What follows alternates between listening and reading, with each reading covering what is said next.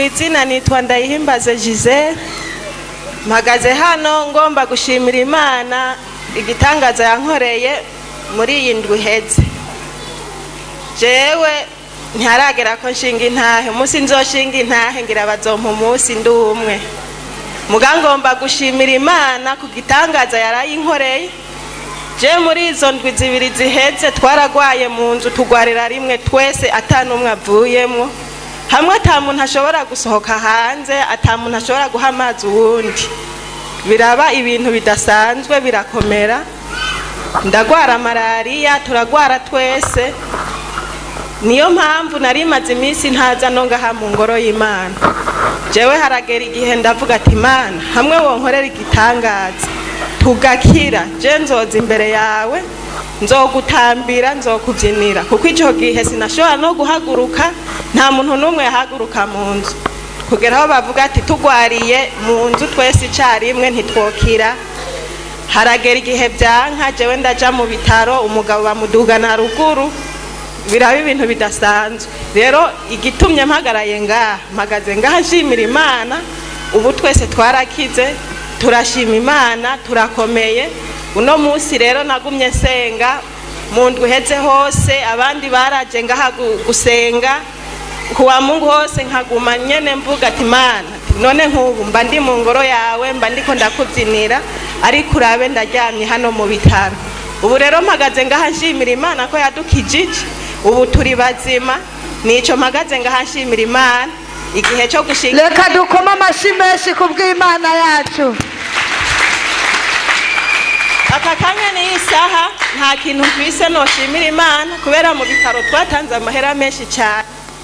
Ariko mpagaze ngaha nshimira Imana na hata kintu mfise ko yemeye ko ndahagera, nkaba nanayiririmbiye nkayibyinira. Hajye nimwabona umuntu atamba akabyina ntimuzovuge ngo nubwishime cyangwa ngo nugusara. Hari kintu abafise ku mutima bari karashimira Imana kuko yagisezeranye. Jewe rero nta mahera mfise, ariko mpagaze ngaha nshimira Imana ko yatugiriye ubuntu ikadukiza. Haleluya. Amen. Haleluya kandi. Amen. Je nashaka gushima Imana, ariko ku mazina yanje twayigira neza Claudine ndo mwana wo ngaha nyene. Ndashaka gushima Imana ibintu vyambaye ko mu kwa 12 2020 vyambaye ko ku itariki 7 nashinze intahe ngene banyivye. Haleluya. Amen. Bamajije kunyiba ikintu cahabaye vyarabaye nyene nk'ibintu birangiye, ariko nahabonye Imana. Amen. Ku munsi wa kabiri, ku munsi wa mbere niho bampamagaye ngo tugende kuri Beseri. Inzi yuko nyene ngiye kuburana, nzi yuko urubanza rusubiye inyuma. Sinamenya yuko Imana igiye kunyishura. Amen. Amasengesho y'imisi 3 atangira umwaka, niho nasenze ndavuga ati Imana, mpindurira ibihe nanje, kandi n'ubunzi umpindurira ibihe mbone kuronka amafaranga. Kuva mu kwezi kwa 12 sinari bwigere ncana imbabura. Yesu ashimwe, imbabura yanje yari imanitse. Muga mu masengesho nje navuga ati Imana, imbabura yanje imanitse, ndashaka umanurira imbabura. Muri ico gihe, muri ayo masengesho namanuriwe imbabura mu kwezi kwa 2 ejo bundi. Yesu ashimwe, ndaguma ngaho, hari hageze yaho ndyama, nkumva n'ubutumbutumbu, nkumva buriko nkumva munda, nkumva buriko buranyigimba. Yesu ashimwe, naraza ngaho kuri podium ngo nje kuririmba nkatamba, ariko nta muntu numwe yigera amenya ikibazo fisi. Yesu ashimwe, arige nashaka kurarira ikigori kimwe ikimanyu, naho nyene umugenza mpaye ngiye kwibarabara. Nirigwa njyamye, nta muntu numwe azi yuko ndi mu nzu, ariko Satani yarangerageje. Ndashima Imana yo mwijuru, si kubwanje, n'ubuntu Imana yangiriye kuba ntaguye hasi, n'ubuntu Imana yangiriye. Ku munsi wa kabiri naje ngaha muri repetition, ariko nishuwe ndagenda barampa amafaranga, ariko nubwo yari make nayashimiye Imana. Yesu ashimwe, nongera kuronka avase y'inzu nari nzi ko ngiye kumaramara. Ivyo vyose ndabishimira Imana yo mwijuru.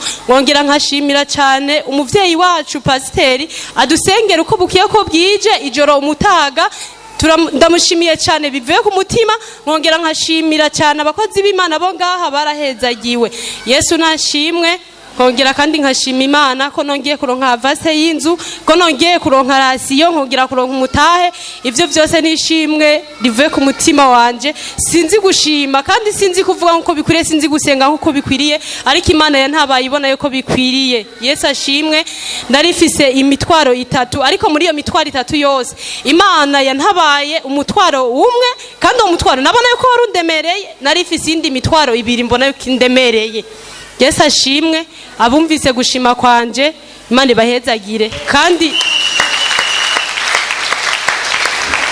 nagira mbwire umuntu wese yaje ngaha gusenga ngaha, yavuye muhira asize ivyo akora vyose, akaza ngaha aje gusenga afise umutima umwe ku Mana, yizere yuko umutwaro wiwe wose imana igira iki, imana ataha, imana yamutabaye, kandi ataha imana yamuteturiye, kuko naje yarantabaye. Abumvise gushima kwanje imana ibahezagire. Haleluya, yasengeye Imana. Dukomere Imana amashi menshi cyane. Ikintu narinda gushimira Imana, je kuwa Mungu igihe badusiga arya amavuta, umukozi w'Imana wo ngaha yavuze ati muyisige mwatura ku mutwaro mufise, Imana igiye kubatabara. Jewe ndisiga amavuta ndatura kuri uwo mutwaro mfise. Burya rero turaguma ngaha mpaka tutashe tuvuye ngaha aya igitangaza ca mbere nakiriye ntararenga ngaha nyene muri disi, ndagicakiriye aho haruguru ntarashika no muhira. Ico nico narinde gushimira Imana yacu yo mwijuru. Imana yacu yo mwijuru yongere gusiga amavuta umukozi w'Imana wacu. Ivyo avuga n'ukuri, nimba hariho abantu babaje hano baje gushaka Imana by'ukuri, aha hantu hariho Imana. Uwazanye umutwaro hano aza yizeye, aza gutaha wishuwe. Imana ishimwe. Amen. Reka dukoma amashi menshi kubw'Imana yacu. Yesu nashimwe. Yesu nashimwe cyane. Dukomere Imana yacu amashi menshi cyane.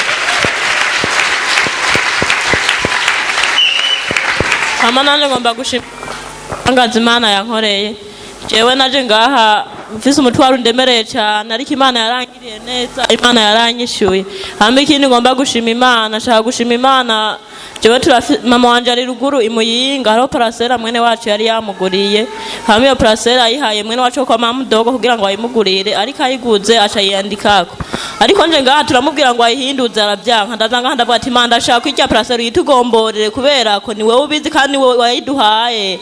Hamwe ico shima Imana, ndashima Imana ko twaramugobereye cyane, ariko turamugobera biranga. Ariko nje ngaha ndavyereka Imana, Imana irabigira neza, aremera arahindura, yandika kuri mama wanje ko ari we yari yayiguriwe. Hamwe ikindi ngomba gushima Imana, mu kwezi kwa12 naje nkafise umutwaro namfise mwene wacu na muramukazanje bari bibungenze, kandi ntibyari byoroshe. Muramukazanje yaragira ibitero cyane. Hama ndavuga ati Imana ndashaka kubagirire neza, uzobahe kwibaruka amahoro, kuko yari yagiye mu masengesho bamuvugisha ko yuko bamuroze afise ibiziriko byaboshe inda yiwiwe. Ariko ndavuga ati Imana n'ubugirira neza ukamukiza ukamuha kwibaruka amahoro, naye nzogushima. Hama ndashima Imana yuko yibarutse amahoro, ameze neza, kandi mwene wacu bose bibarutse amahoro, n'ababebe bameze neza. Hama nico shima Imana. Hama ikindi ngomba gushima Imana, hari igihe sinibuka ukwezi, hari umupasiteri Umuhugu yitwa David yari yaje ngaha nyene, baradusengera baravuga ati abantu bashaka kuronka parasera ngaha mu gisagara ca Bujumbura bagira ico bakoze, nibagira ico bakoze nabo Imana senga nazo ko Imana izobagirira neza. Aradushingira intahe, aravuga nawe ivy'Imana yamukoreye naho Imana yamukuye.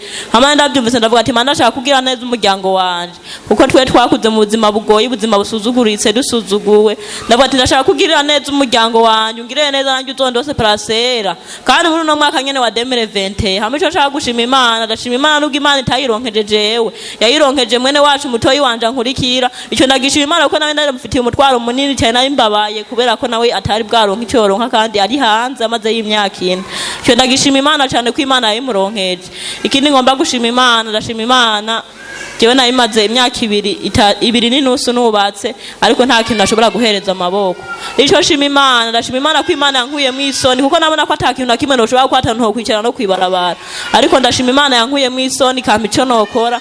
Ubu ndafise ahantu nicara kwibarabara nyene ndaronka ayo ndonka yose n'Imana yampezagiza. Hama umvise gushima kwanje Imana wahezagiye. Reka dukoma amashyi menshi kubw'Imana yacu. Yesu ashimwe. Eba, je nitwa Bukeneza Jaria, nkaba nahoze mu idini ya Islam, ariko cyanda nkumufasha ino mu Gatolika.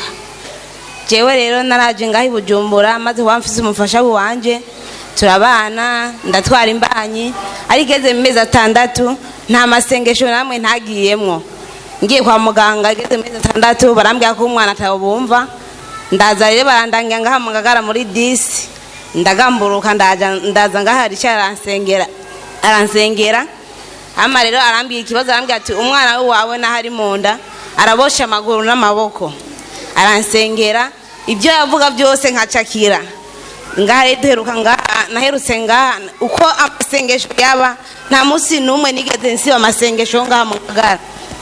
Ariko 12 z'ukwezi kwa kabiri naraje ngaha umunsi wo guhezagira amazi ari mu munyu ndabwira Imana ati Mana nukuri ndarusha urabona igihe maze rabo ntabare jenje ngaha nshima Imana ko Imana yavuze byose nacakiye nkashimira n'umukozi w'Imana yansengeye. Urabona umwana yarambwiye ati urafise umwana ari mu nda n'umwana w'umuhungu ndavyakira uko nyene uko nagiye kwa muganga nasanze ari kujya nyene. Ndashima Imana rero ko ubu yandonkeje umwana w'umuhungu abumvise gushima kwanje Imana bahezagiye. Reka dukoma amashyi menshi kubw'Imana yacu. Yesu ashimwe. N'ubu ndongeye kugaruka imbere yanyu nababwiye ko nzokwama ngaruka. Barahagaze imbere uravuga ati ntihazogira uwigeraza mu masengesho y'imitatu sintego. Jewe nanje nari mfise intego ya mbere narayishimye je ariko bikiba navuga ati Mana kumanje gukora ibi reka manze nje gushima bijya vya mbere doshima ivya kabiri. Remwe asengesho y'imisi 3 heze nanje nari mfise intego mfise navuga ati Mana je ndata ariko uko ntanguye muri bike shaka bari wowe nyene ubiduze. Ndaza umukozi w'Imana mu masamura aratangura kwigisha aravuga ati Imana igiye gukoresha na bamwe bari barahevye mutari mukivugana. Hama vendredi umukozi w'Imana nawe aravuga ati abantu benshi ngaha baraza gusenga batemera ubuvugishwa batemera ibyo abakozi b'Imana bavuga. Ati ndababwiye uno munsi kuwa gatanu ati guhera ku wa mbere gushika kundi wa mbere muzoba mufise amafaranga menshi.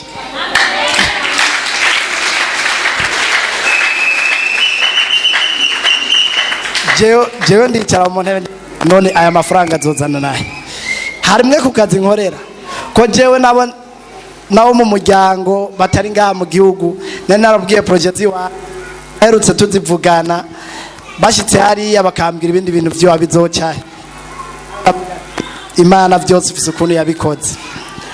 Kuwa mbere buraca, kuwa kabiri, ejo kuwa gatatu bumaze guca kuwa gatatu niho turi muri ville twicaranye n'umugenzi arambwira ati burya mushikanje twaganiriye ati mwavuganye ngwiki mushikanje twaganira ambwira ati nakana na ari muri Australia yavuze ko yakurungikiye amafaranga yanukiye amafaranga je tigera tuvugana kubwa mbere twaravugana kuri WhatsApp maze kubona bipfuye telefone barayiba cyamitamendu rindi telefone twasura kuvugana arambwira ati wewe uragenda muhira ni washika muhira uza gusanga mushika wari wayafise.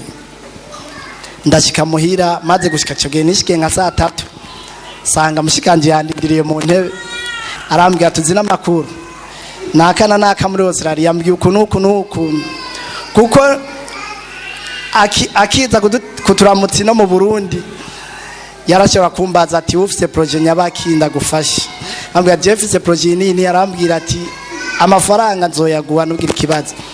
Ariko maze guheza ashitse hariya ndamwandikira twavuganye ibi n'ibi ambwira ati ntigikunda. Ndavuga ati ko byanse, ndabwira undi mu grand frère nyene ari Texas twigeze kuganira ambwira ati nawe nyene nibishoboka. Ariko maze gushika muhira nkumva ivyo sister mbwiye cyamvuga ati bwa ndire bimwe mama Samuel yavuga nivyo ati Imana izokoresha na bamwe bari bagize iki bari barakwibagiye. Rero ndashimira Imana cyane gose kuko igenda inkoreye ibitangaza byinshi cyane gose. Nkashimira n'umushumba wacu cyo icyo nabonye ndamubwikina kansengera kigenda uko nyene. Imana imuhezagire cyane gose kandi Imana yongere ihabwe amashimwe n'icyubahiro. Niyo yara amashimwe yanje, Imana ibahezagire. Reka dukoma amashimwe ku bw'Imana yacu. Yesu ashimwe. Yesu ashimwe kandi. Kubanzi kubatanzi nitwayisha nkaba ndi umuyisilamu. Jewe mu kugwara narondeye inzu nja gupanga camfatwa mbyimba umubiri wose. Na namwe ntageze kwivuza, abapfumu bose batandukanye narabamaze ariko birananirana. Ndaja no kwa muganga ndivuza biranka. Tuca turahura n'umugenzi arambwira ati rekana n'ivyo bintu turagenda gusengerwa bizohera. Ndibuka umunsi wa mbere ninjira ngaho, Imana imbabarire cyane, ninjiranye imiti mwishakoshi nayo ndayifize mvuye ku mupfumu. Ndasenga muganga nkaguma numva ku mutima ati none ni woyita. Muganga nkaguma mvuga ati ndayita ninsohoka. Nkaguma nibaza aho nicaye hose ati baba batakuyinsopa bayinsangane. Mugabo ndakawuka ca ndahaguruka ngenda kwicara inyuma tibo aba bayibona. Ndasenga hari ku munsi wa kane turataha, ndiko ndagenda mwibarabara narimvye umubiri wose nkagenda umengo ndimboregwa, nkaguma numva umutwe umeneka, ibizunguzungu byinshi, imodoka ije sindayumve, nkabona umengo shaka kugwa mu mufurege mugabika. Ndaza ngaha baransengera, umukozi w'Imana aravuga ati wewe warushigaje iminsi 12 kugira upfe, wari kimanira gukijije uzukomeza usenga cyane. Hanyuma nkashimira kandi n'umushinga naye Ezekiel wo ngaha, naramutuye ikibazo c'umutwe uwo munsi no gukana ntakanura aransengera, uwo munsi kuryama nararyamye mumumpera amashimara. Rero ico gihe ntibyakunda ko njyama mwijoro, ibintu byararabiraniga nkashaka kuryama mu rugo, njyamye mu nzu umuyaga wacu uza mwishi bigaca binziba amatwi, nkaca ngenda kuryama hanze, akaba ariho numva afise amahoro. Nta gitambara nashira mu mutwe nk'uku, naca nshaka kugikura, nta muzu nashaka kwambara. Ariko kuva ntanguye gusengerwa ngaha ubu impuzu ndazambara murabibona, n'igitambara ndagifise mu mutwe.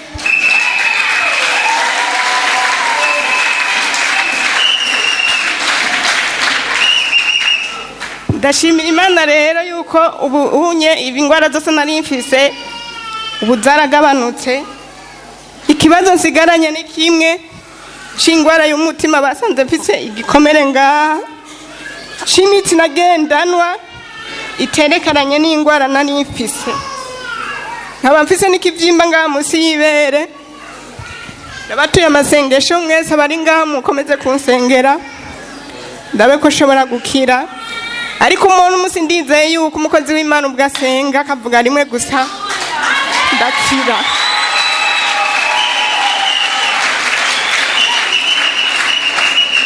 Kare rero haragera umwanya wo kuryama nkashaka kuza kwiryamira mwibarabara, mu cumba sininjira, naguma muri saro.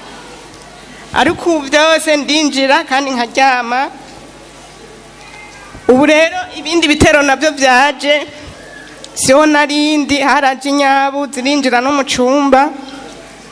Icyo gihe sinaho nari nagiye mu bitaro, umutima ugenda uriruka cyane, baca abantu muri radio nibo baca basanga mfise ico gikomere ngaha, baca banyandikira n'imiti inzendanywa kuko n'ubu ndababara mu gatuntu. Shitse muhira abana barabimbwira, ndazihiga no musigitanda ndabura, ca nibaza ko zasohotse kuko bari bavuze ko hinjiye zibiri, kumbe hasohotse imwe iyindi irasigara. bukeye turaryama, sinaryamye mu cyumba, naryamye muri saro, nguma numva ikintu gikorogoshora mu kabati, nibaza ngo ni imbeba iri mu kabati, ndabyuka ndicara ndumviriza, numva ni mu cyumba. Ngiye kugurura garadorobe nsanga n'akayabo kari ku muryango, nca ndavuga ati koma shetani. Ndabye mu mpuzu nsanga karahaneye no kunuka nziranuka. Ya nyabu ndayihiga ndabura kuko igitanda ni kirekire, kumbe yinjiye munsi y'igitanda ndahiga ndabura. Ibyo nca ndavuga ati Imana byose irabibona. Mu nyuma rero naho sizi base y'amazi mu rugo, naciye ndahasanga kijya gikoko citwa nimba, kimusanga kiri mu mazi, kimeze nk'intuze nk'inyenzi mugatari ibyo byose ni inkara. Aho tuba nta mazi ahari, nta muserege uhari wavuga ngo byazananyemo, sinokubwira ngo byavuye he, ariko kubw'ubugombe bw'Imana kandi nizeye Imana byose bizohera. Nobwira abantu rero bose baje ngaha bagwaye bafise ingwara zitandukanye, uburozi canke iki, ko bazokira, kuko ingene naje ngaha ameze sinarinze ko niyisaha noba nkomeye, niyiyumvira ko ngira ntazomara n'umunsi ntarapfa, kuko naguma nk'akama n'abaganga bakabatera ubwoba gushika aho banyirukana ati ntuzusure kugaruka ngaha nta ngwara tubona. Rero ntimucike intege, uwaje atavuga, uwaje agwaye ingwara nyinshi, aho Imana yankwikangeza isaha nawe nyene azokira, kuko nanje ndizeye ingwara isigaye yo mwibere n'uyu mutima uno munsi nahayakize. Reka dukoma amashyi menshi kubw'Imana yacu. Yesu nashimwe. Ndabaramukije mu izina rya Yesu. Ndabasavye umuntu wese afise amaboko abiri akomera amashyi Imana.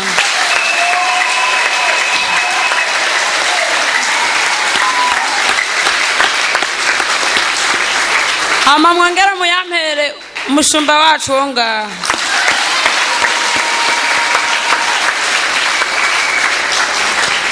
Hama izina ryanje nitwa Nyandu FM, nanje nagome mvuge kucerekanye arya amavuta umushumba yadusize kwa Mungu, nanje ntarashika nabonye ukuboko kw'Imana. Amen. Yesu nashimwe. Amen. Hama ntayinga zitatu ziragera narahuye n'ikibazo nagiye kudandaza, ndarondera umushumba kuri telefone ndamubura, ndarondera n'undi mukozi wo ngaha ndamubura, ariko ndiyumvira mu mutima ndavuga ati Mana, ko nari nizeye kurondera umushumba wacu, ndazi umushumba wacu ico yari kwatura cose, ndazi kwa hantu nari kuhava, ati n'ubundi ndizeye ndaza kuhava, ati nyambari wewe Mana twakurikiye mu ngagara, Imana ikoresha mu Kristo risharu nkure hano hantu. Yesu nashimwe. Ayo majambo navugiye mu mutima Imana yarayumvise irahankura aho hantu. Yesu nashimwe. Hama kuno weri narifise umutwaro wo mwibanga, nukuri naraje ngaha ndiko ndawiyumvirako, ndavuga ati Mana jereka ndeka kuguma niyumvira uno mutwaro, ndazi ko ngiye kugukorera, ndazi kandi kuno mutwaro uza kwishurwa. Navuye ngaha ahantu nyene ntarasohoka nino porotayi, umutwaro nawishiriwe ngaha mwari no shengero nyene. Umwami Yesu abahezagire. Hama umushumba wacu nukuri umwami Yesu amwambika izindi imbaraga zidasanzwe, amusika ko yandi mavuta menshi cyane, azogira iherezo ryiza, azosanga ibitsibo byinshi kwa data. Mwarahezaga wumvise gushima kwanje. Reka dukoma amashyi menshi kubw'Imana yacu. Yesu nashimwe. Nanje nitwa Niyonyishura Isa, nanje gushima Imana kuvyiza Imana yavuye. Jewe naratwaye imbanyi ndayitwara amezi 9, ariko abantu bakagoma bambwira ngo ntuzoyibaruka.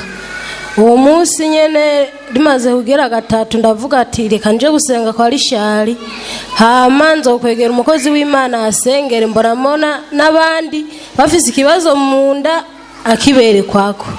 Ca ndagenda ndamurindira, turasenga imisa irasohora, ndamurindira mbona abandi baguma bagenda, je ashababwira ati nimutahe. Hama jesha nditora ndizana ngaho ndagenda kwa mama Parufete, ce ndabimubwira, ashambwira ati reka ndagusengere ndazi uzokwibaruka.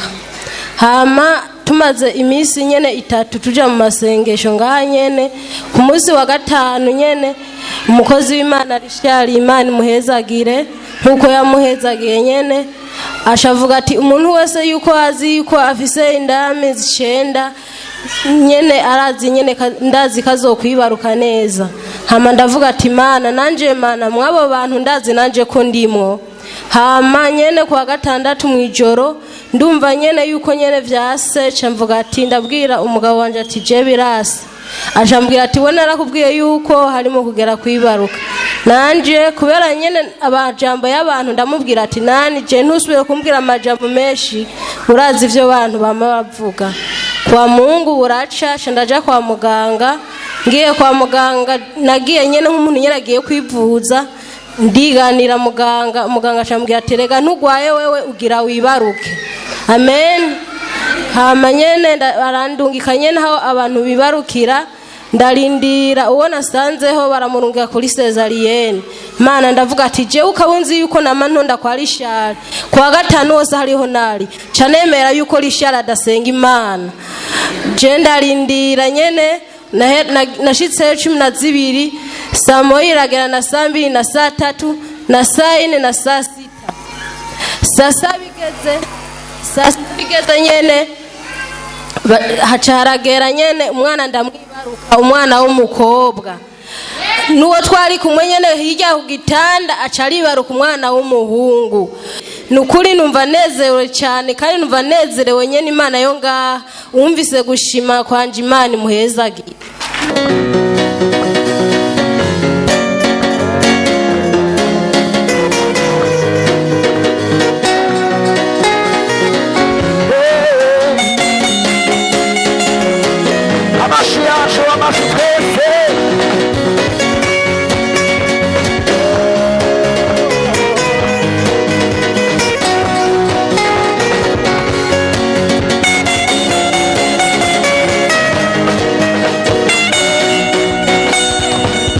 Utogushima yabayitwa uwande, utogushima yabakomoka kwande, girira ubuntu natwe ngushime wumve, Yesu mwiza wuzuye ubwiza,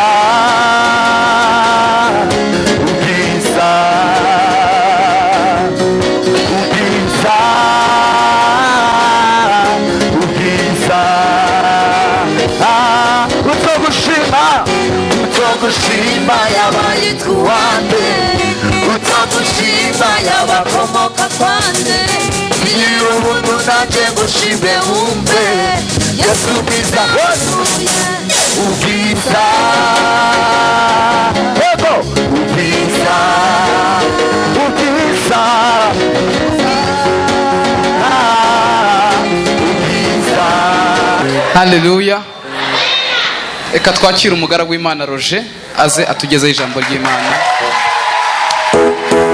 Data turaguha icyubahiro kuko uri Imana yacu, turagushize hejuru kubw'imbaraga zawe, turagushimiye kubw'abagaragu bavuye ahangaha.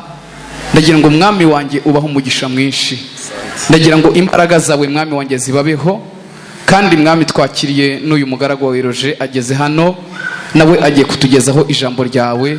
Reka mwami wanjye umuhe umugisha kandi umugirire neza, imbaraga zawe zikomeye zimubeho mu izina rya Yesu, amina. Ko numva mudakomeye Imana amashyi.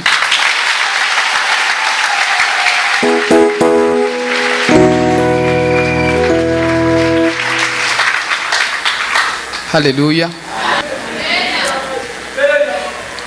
Karibu, Imana iguhe umugisha.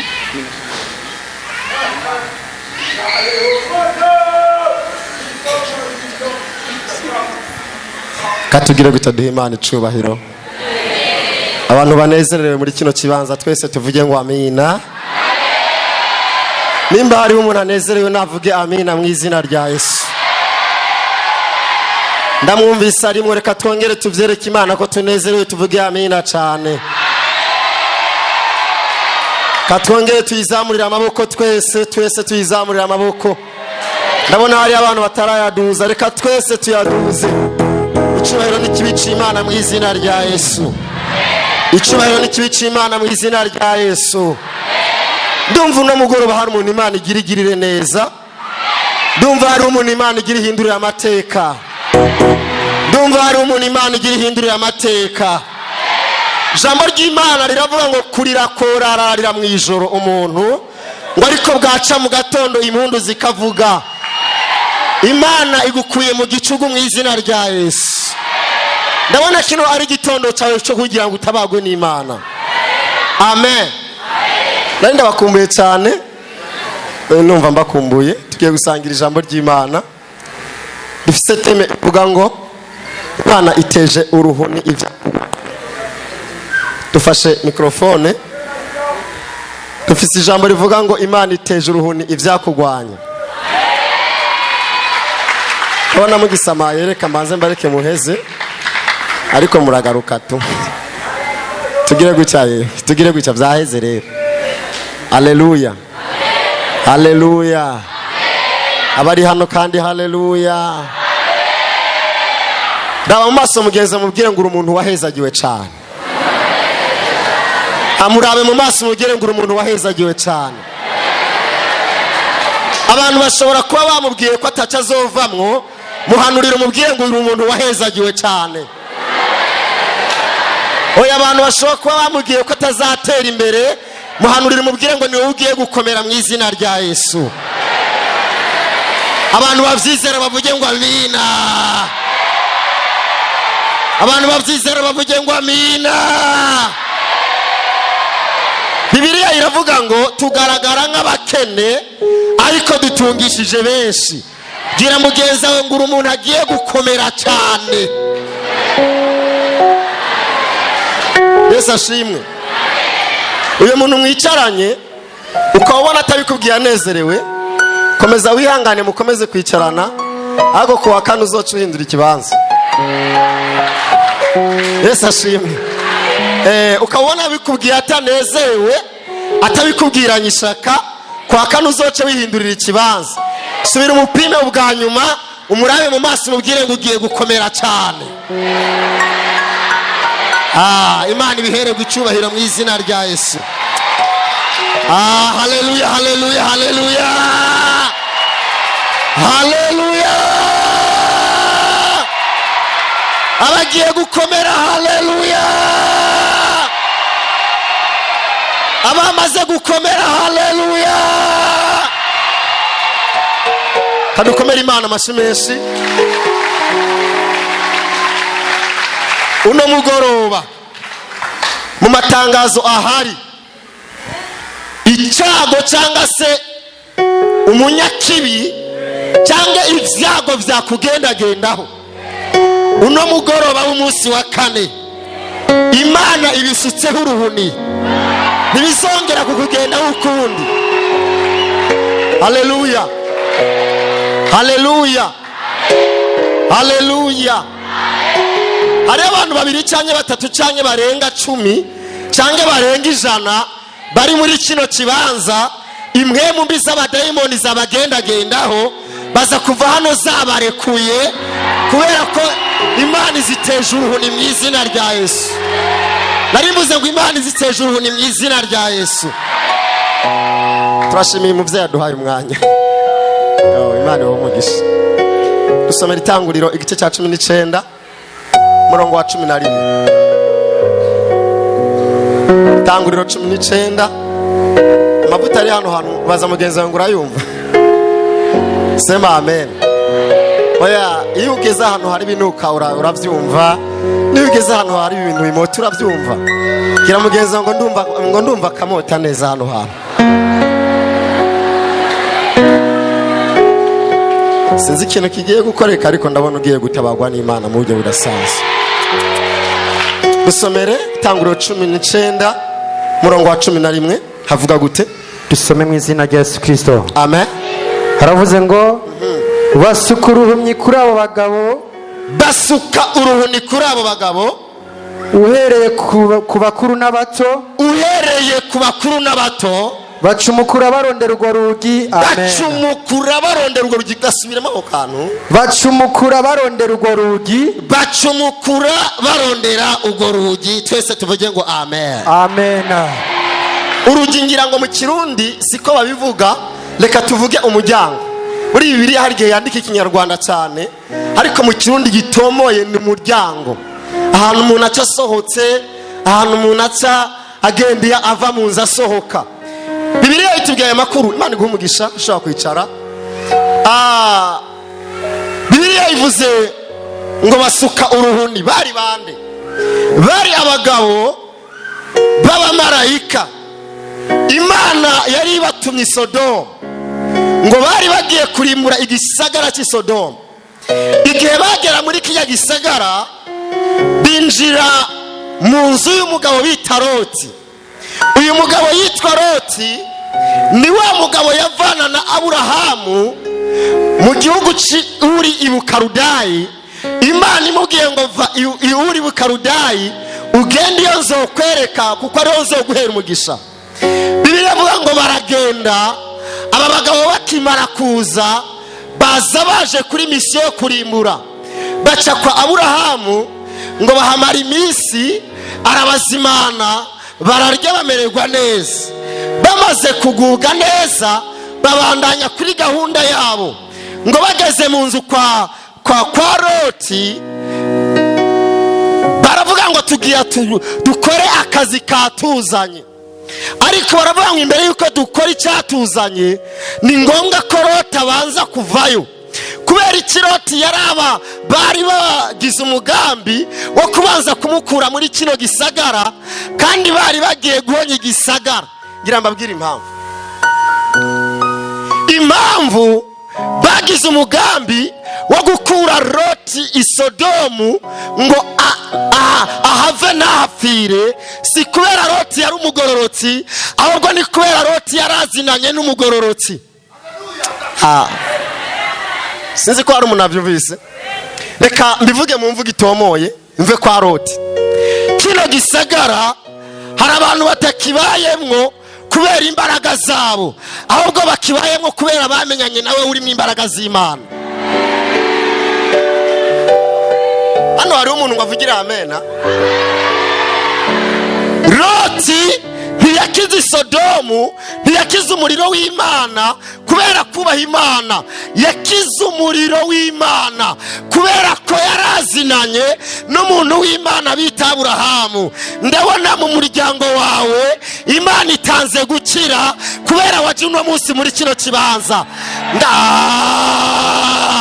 Nasubiyemwo, hari abantu Satani yari yateguye kugabaho ibitero uno munsi, yari yateguye kugabaho ibitero kuno kwezi, ariko kubera imbaraga zawe z'Imana ziri hano hantu, kubera kuza kwawe hano hantu, Imana ikubohoreye imiryango n'amahanga.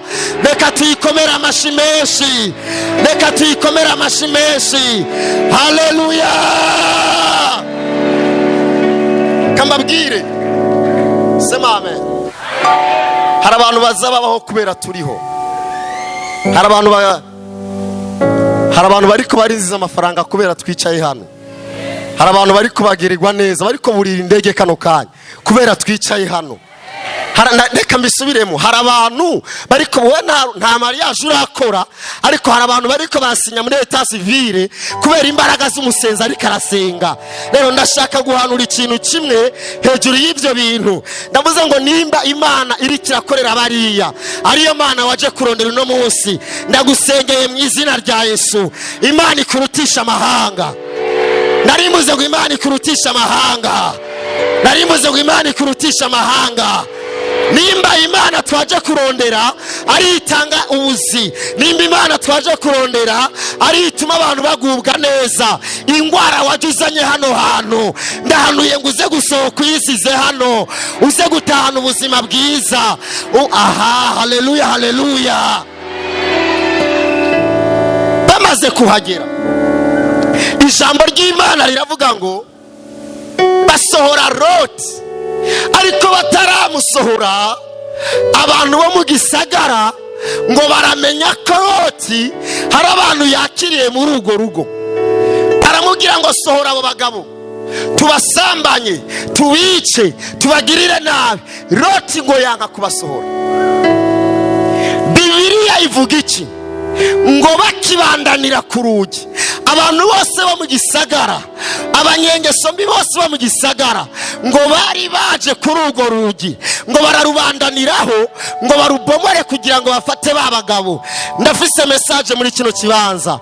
Ibyago byari bimaze iminsi, ubukene bwari bumaze iminsi bubandanira ku muryango w'ivy'Imana yavuganiye nawe. Ndatangaje mu izina rya Yesu, Imana ibutera uruhuni mu izina rya Yesu. Narimuze ngo Imana ibuteye uruhuni mu izina rya Yesu. Ntabwo uri kuranyumva mu bisanzwe, reka basimbanze bisigure neza. Aba bagabo ikibanza barimwo sico bashaka kugumamo, bari barahohana ariko bafise ahantu bagomba kuja. Abakristo, abantu muri hano hantu, ubuzima murimwo, ibibanza murimwo sibyo mushaka kugumamo. Hari ibindi Imana yavuganye namwe mugomba kugeramo, ariko kugira ngo mubishikemwo hari ahantu muri mutegerezwa kugurura umuryango kugira murengane. Noneho rero umuryango wanyu ubunze k'ubukene, ubunze kw'agasuzuguro, ubunze kw'abarozi. Aho hantu hari ibyago bitandukanye bitakwemerera kurengana. Niyo mpamvu niyo ugerageje kugurura ngo ugende bihora byanka buri gihe. Iyo ugerageje gutera imbere biranka, iyo ugerageje kuronka ubuzima biranka, iyo ugerageje kudandaza biranka, kubera ko umuryango wawe hari abadayimoni baje barawugariza kugira ngo ntuve aho hantu, kugira ngo hafire nabi. Message yawe uno munsi, Imana iteje uruhuni ibyago bigiye gusanga warenganye. Imana iteje uruhuni ibyago bigiye gusanga warenganye. Nariko ndabwira umuntu ari hano, Imana iguhaye kurengana umuryango abarozi bari bariho. Imana iguhaye kurengana. Abavyizigira bavuge ngo amina. Katugire gutaduha Imana icubahiro, tugire gutaduha Imana icubahiro. Nimba wakiriye kurengana mvugira ngo amina. Nimba wakiriye kurengana mvugira ngo amina. Oya, nimba vyakiriye mvugira ngo amina. Ndavugisha mu izina rya Yesu Kristo ku buzima bwawe. Kuno kwezi nukurangire Imana itakurenganije umuryango wari urimo.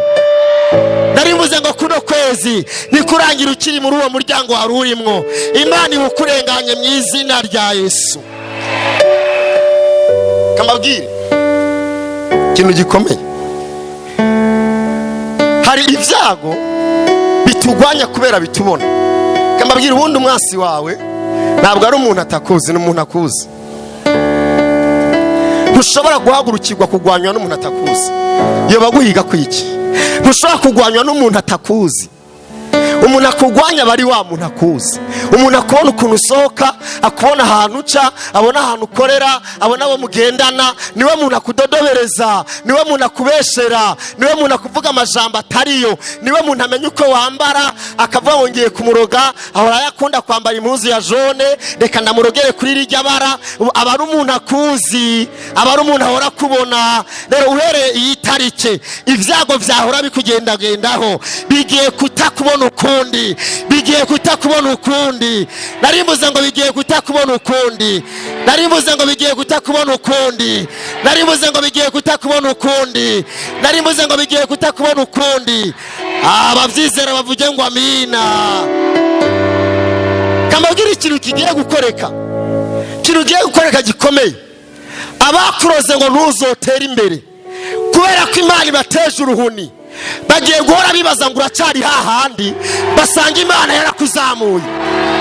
Ndasubiramwo, abavuze ngo ntuzokore mariage kubera ko bibaza ngo uracari hahandi, bagiye kumva amakuru waramaze kwambara impeta. Ntabwo uranyumva. Abavuze ngo ntuzodandaze wunguke baracibaza ngo uracari hahandi, bagiye kwisanga uri mu ndege ugiye kurangura. Oh, haleluya. Narimuze ngo abavuze ntuzogira aho ugeze bibaza ngo uracari wa wundi. Oh, nagira uvuge ngo sinkiri wa wundi. Bivuge cyane uvuge ngo sinkiri wa wundi. Abantu bavyizera bavuge ngo amina cyane. Bagiye kukumva. Impamvu vyatugwanya bigakunda ko vyatubona. Umuntu akubona biroroshe ko kugwanya, umuntu atakubona biragoye ko kugwanya. Yesu ashimwe. umuntu atakubona biragoye, aragira ntibishoboka. Umuntu akubona niwe akugwanya. Bisigura ngo ibyago vyawe bigiye guhora vyumva amakuru y'iterambere ryawe, bigiye guhora vyumva amakuru y'aho Imana ikugejeje. Sinzi ko hari umuntu ariko arakira iyi message, ariko ndumva hari umuntu muri kino kibanza Imana iri kiranuma ngo ndamubwire ko uhereye uno munsi wa kane, uhereye uno munsi wa kane, nari muze ngo uhereye itarike turiko, ibyago vyahora bikugendagendaho Imana ibisutseho uruhuni, Imana ibisutseho uruhuni.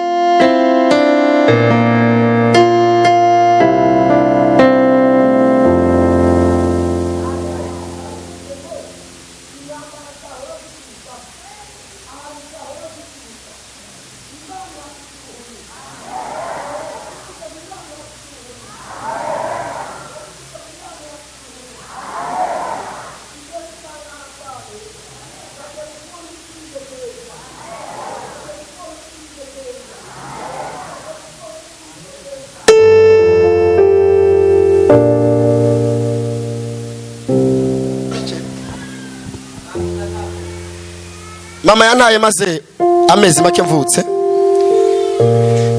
hanyuma sinzi ibintu vyabaye hagati yawe na papa,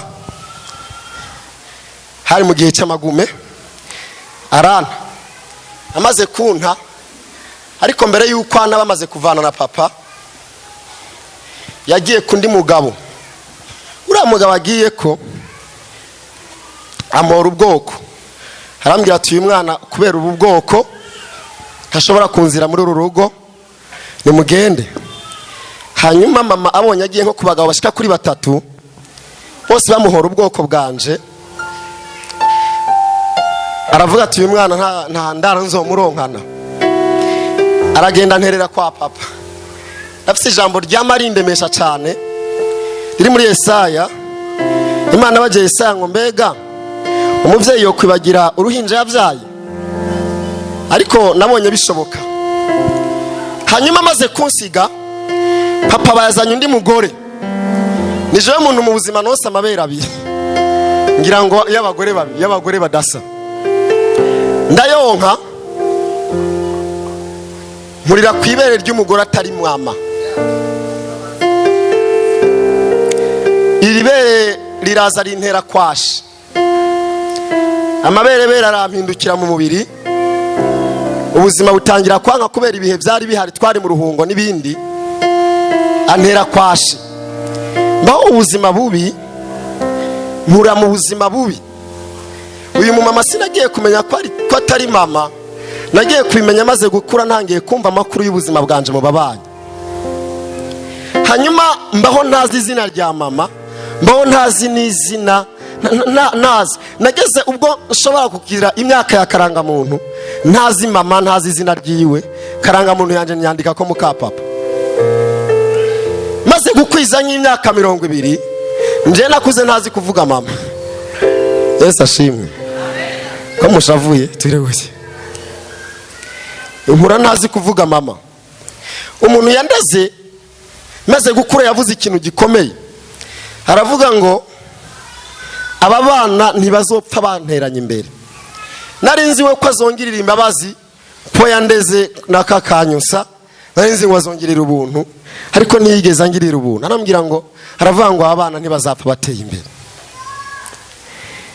Ndakura ntazi biriko biraje imbere ku buzima bwanje, ntangiye gukorera Imana, Imana itangira kumishurira amabanga. Nta kintu kiryoshe nko gutera imbere wavuze kutazotera imbere ahari. Reka mbabwire ikintu kimwe, njewe iyo ndiko navuga Imana, iyo nsoma Bibiliya ndayitiza gusa, ubundi Imana mvuga narayibonye. Nakuze ndi umwana afise ibiro bikeya, aho umuyaga uje baca bamfata kugira ngo ntagwa.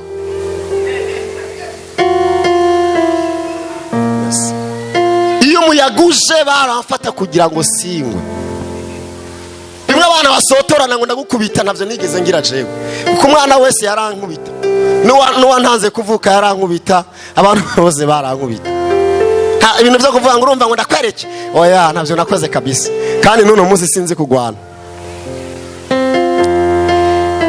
Igihe natangira gukorera Imana nakoreye Imana ubuzima bwari bwarasi bwari bwarononekaye nari naragerageje kuronderera mu buzima bwose bubaho biranga. Nize mekanike ndiko ndayiga kuri tele Imana niyo yankuriyeyo. Imana irambwira ngo ndashaka kugukorera kunkorera. Ntangiye gusenga Imana ntangira menya impamvu ntigeze ntera imbere, ntangira menya impamvu ntigeze mbaho.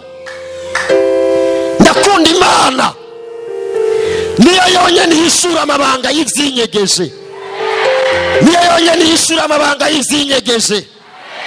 Ntangira kubaho ubuzima bushasha mera nk'umwana avutse kundi gushasha. Imana irambwira ngo nzokugirira neza, Imana irambwira ngo nzogukomeza, Imana irambwira ngo nzokugendesha amahanga. Imana ico gihe amasezerano akomeye. Imana irambwira ngo nubwo abantu bagutaye kandi batari kuguta nzoguha umuryango kuba hafi. Mba mu buzima bwo kubwirwa n'Imana. Bya bintu Imana yambwiye bitangira kwambara umubiri. Nangira nkaduga mu rugo ngiye kugira ico fasha, ngiye kugurira abana amakaye yo ku mashuri. Baratangira barambwira ngo uri umuntu w'umukuru, barambwira ngo uri umuntu w'umuvyeyi. Kubera iki? Ivyo bari baranyatuyeho Imana yabiteye uruhuni ndarengana, Imana yabiteye uruhuni ndarengana. Nagira amanurira umuntu ari muri kino kibanza. Imana yankuye mu bupfuvyi ndanuriye umuntu ari muri kino kibanza. Kuno kwezi kutararangira icago cakugendagendaho Imana igiteje uruhuni.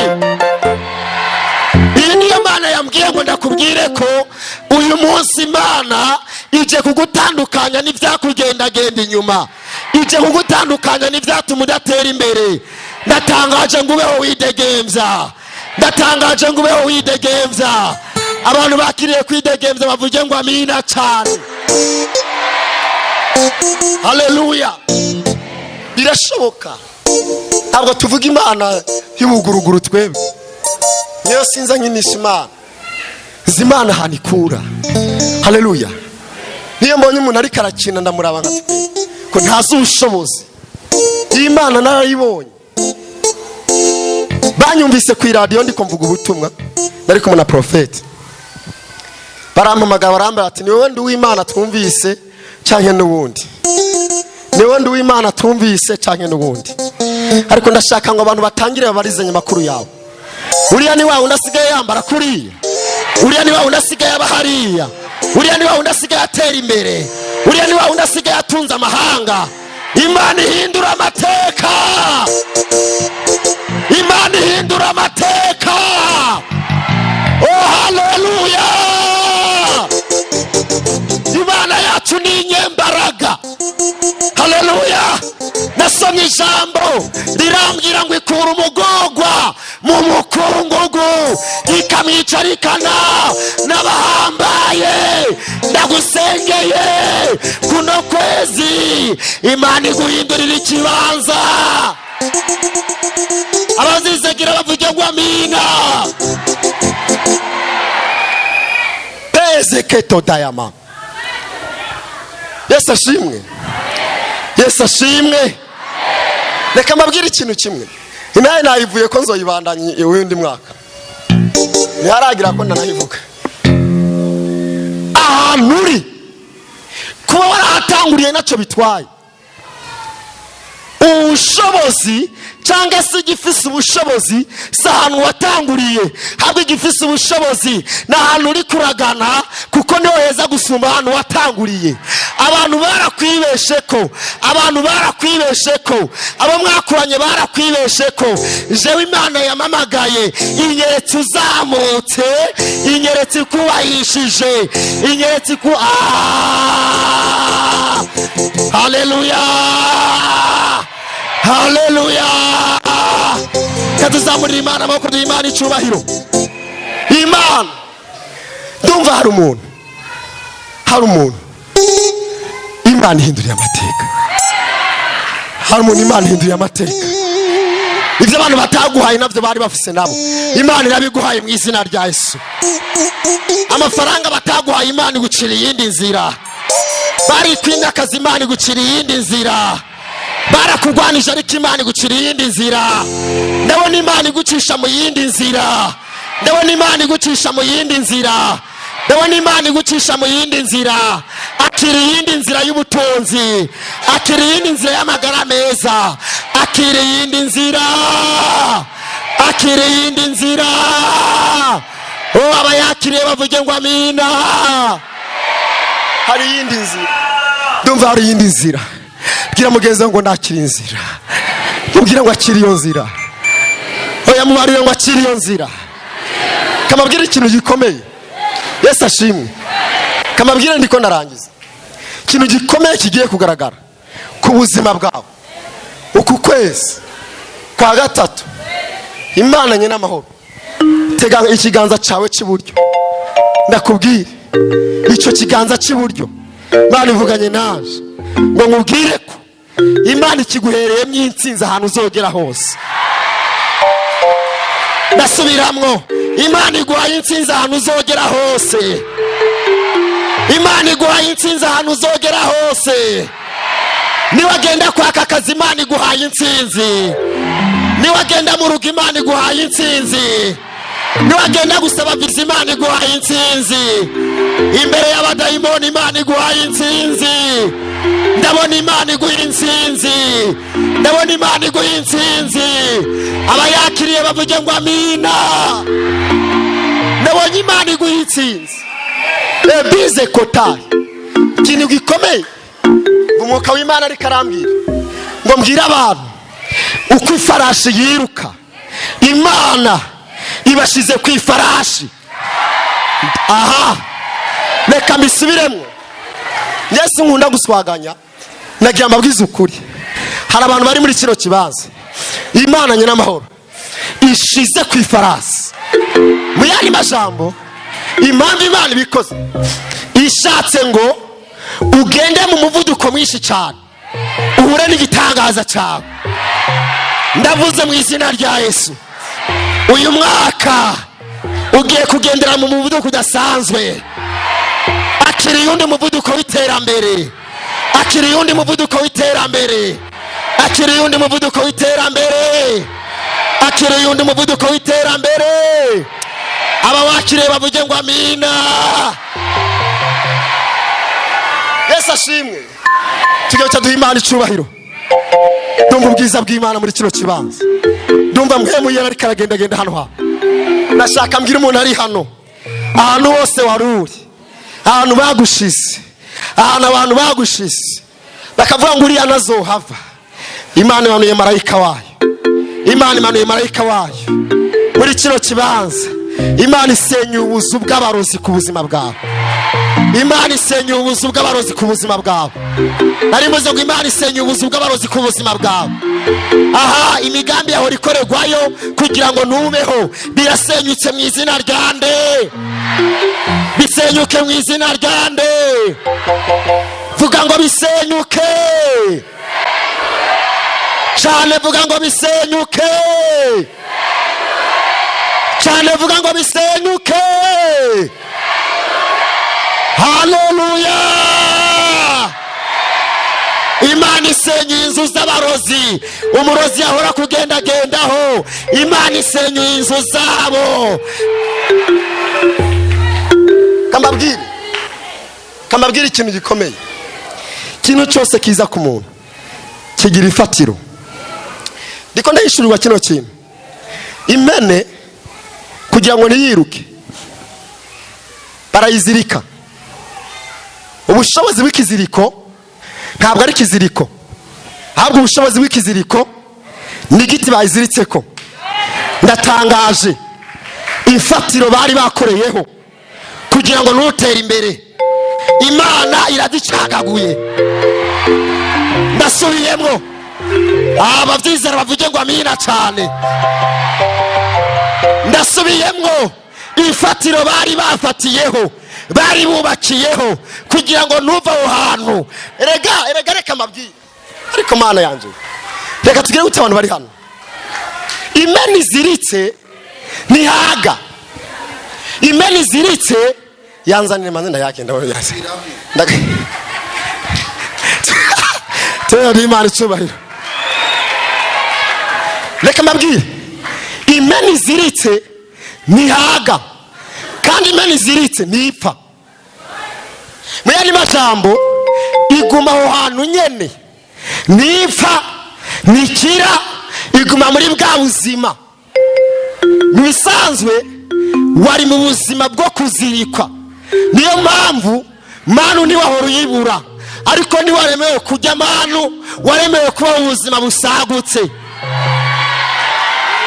bikamisubiremo imeni ziritse ntipfa ariko ntihaga kubera ko iyo ibonye ahantu hari ibyatsi byiza iragenda ikiruka ngo igiyeyo ikiziriko kikayisubiza inyuma sinzi nimba hari umuntu ariko aranyumva iyo igerageje ikavuga ngo kajya akazi ndabona konzamura nkubaka inzu iyo umuntu agiye kugakora ikiziriko kimusubiza hehe duza ibiganza byawe mpanure ku buzima bwawe ndavugishijwe ku buzima bwawe mu mbaraga z'Imana zikorera muri kino kibanza Imana yahagurukirije umuhanuzi wayo magaze muri ayo mavuta nkuko nabiherewe ubushobozi n'umuhanuzi akorera muri kino kibanza n'Imana yiwe ndahanuye mu izina rya Yesu ikiziriko cyari kikuboshe uyu munsi gicike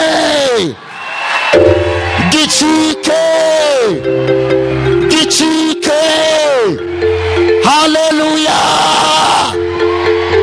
abantu bavyemeza bavuge ngo amina ese kalala bandozeve tabia zamen lotekezebenia ani ebenenevai ize etotaya mando kubera izo mbaraga z'Imana turatanze uburenganzira abakuroze bahagaze mu burenganzira bw'abarozi natwe turatanze uburenganzira wereye uno munsi injira mu mugabane wawe mu izina rya Yesu narimbuze ngo wereye uno munsi duhagaze muri izo mbaraga z'Imana turarekuye ijambo ku buzima bwawe abakuroze barekuye ijambo natwe duhagaze mu mbaraga z'Imana turarekuye ijambo wereye uno munsi ndategetse vahuri tera imbere ma azebe tobe eva ze eto zebene yasa ndumva hari umuntu agiye gutera imbere ndumva hari umuntu Imana ihinduriye amateka ndumva hari umuntu Imana ihinduriye amateka reka nsubiremo uvuge muri kano kantu ndangirizamo abakuziritse bari bazi ko uzohapfira umwungere mubi ahebera impene mu ishamba ariko iyo intama izimiriye mu ishamba ihura n'uwundi mwungere niwe ayizimurura ndabona wari umaze iminsi uzerera wari warabuze urufatiro wari warabuze inzira numvise ijwi ry'Imana rimbwira ngo mbwire abantu bari barushe Imana yabazanye muri narada kugira ngo ibaruhure ndasubiyemwo impamvu Imana yabazanye kwari kugira ngo ibereke inzira ndabona utanga ivyizigiro bishasha ndabona utanga inzira nshasha akira kubona inzira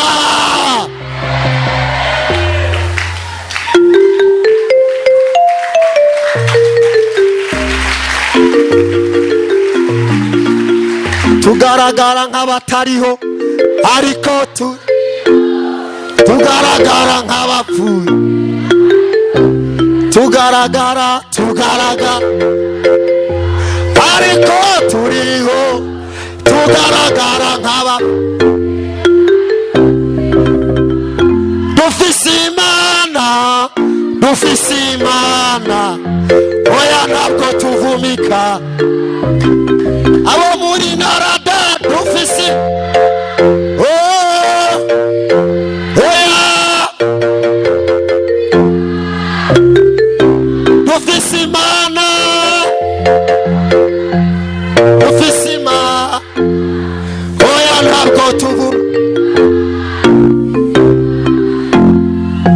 ku buzima bwawe. Numvise imbaraga ziri muri kino kibanza. Umuvugisha mukuru araje akora igitangaza ku buzima bwawe. Araje agira icyo avuze ku buzima bwawe. Atarashika hano hantu nagira ngo ntegure umutima wawe. Ndakubwire ngo Imana icika iziriko bari barabohesheje ubuzima bwawe. Byaranse kupfa, barakuroza ingwara byanga kwikwica. Bashatse ngo upfire mu mubabaro, ukomeze kubabarira ku isi. Nagira ngo ubwire kubabara warababaye ariko birangiranye n'uno munsi. Kubabara warababaye ariko birangiranye n'uno munsi. Nari mbuze ngo birangiranye n'uno munsi. Ndabona abantu batakivyakira birangiranye n'uno munsi. Baravuze ngo ni wige ariko ntuzogira akazi. Nagira ngo ubwire ngo ubushomeri bwarakubayeho ariko burangiranye n'uno munsi. Ariko burangiranye n'uno munsi. Nari mbuze ngo burangiranye n'uno munsi. Kintu kigira kabiri Imana ikoze ku buzima bwawe. Imana irambwiye ijambo rikomeye. Irambwiye ngo amazina babitiye ahantu mwari muri. Imana yose irayabambuye. Imana yose irayabambuye. Imana yose irayabambuye. Niwakira izina rishasha mu izina rya Yesu. Akira izina rishasha mu izina rya Yesu. Akira izina ry'icyubahiro. Akira izina ry'icyubahiro. Akira izina rishasha mu izina. Ariko Imana irikore mu izina. Nasomye ijambo rirambwira ngo nzoguha ibuye ryera, ngo kandi kuri iryo buye nzohandika ku izina risha. Mu buryo bw'impemu nta muntu Imana ishobora kwemera ko aguma ari wa wundi. Itegerezwa kumuha izina rishasha kugira ngo babandi bamenye ko. Mbibutse ko Pawulo inzoka imukomoye ntibakomeje kumwita Pawulo, baravuze ngo bwa bundi yari iki? Yari iki? Bisigura ngo igitangaza kigiye gukoreka, kigiye kuvugisha amajambo benshi ku buzima bwawe. Kigiye kuvugisha amajambo benshi ku buzima bwawe. Kigiye kuvugisha amajambo benshi. Ndabona Imana igutangaza. Ndabona Imana ikuzamura. Haleluya. Kadukomera Imana amashi twakira umubi.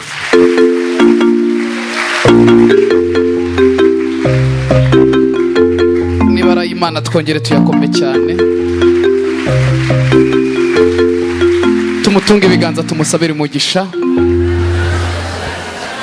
Ahantu waruzirikiwe Imana irahagukuye mu izina rya Yesu.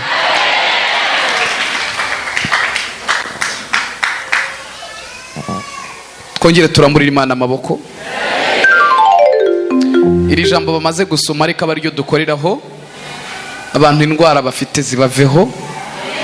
Abantu ubukene n'ubundi buntu bubaveho bubi. Kandi ibingibi bibe mu masaha 28 uhereye umunota.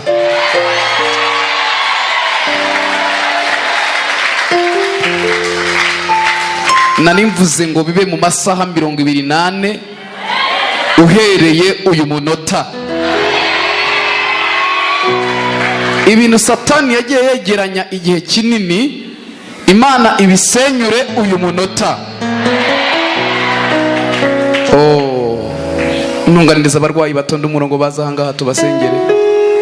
Abarwayi bafite impapuro utunganye mwigere hano hafi. Abantu barwaye nabo batari hano muri kino kibanza bari kuri kamera mudukurikiranye mwitegure dutangure gusenga Imana. Tugiye kubanza gusengera izi ndwara, kandi n'undi muntu urwaye mu kibanza tabonye umwanya wo kwandika igipapuro gutya, we tayari Imana igiye kugutabara. Sinzi abantu niba bari tayari muriteguye. Tugiye gusenga n'Imana. Hari umuntu mbona muri kiriya kibanza warupfuye Imana itabaye. Hari umuntu mbona muri kiriya kibanza warupfuye Imana ikuriyeho urupfu.